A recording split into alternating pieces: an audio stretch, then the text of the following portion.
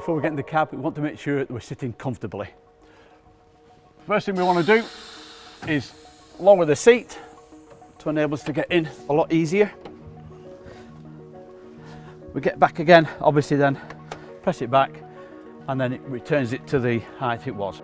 Going through the controls, if it's fitted, this is for the heated seats, then you can be adjusted, raised or lowered by this control here, and then at the back we've got the backrest control as well. Finally, the armrest here can be adjusted by the control under here, and that's it for this side of the seat. Now, forward and backwards of the chair is controlled by this bar at my feet. Massage function, if it's fitted, is this button here, and then finally lumbar adjustment by these 4 buttons here.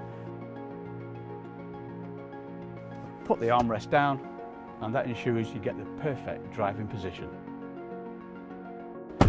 Now all we have to do is adjust the steering wheel. We do this by looking to the top left hand corner of the footwell. There's a button there, we press that down and then that allows us to adjust the steering wheel for rake and for reach.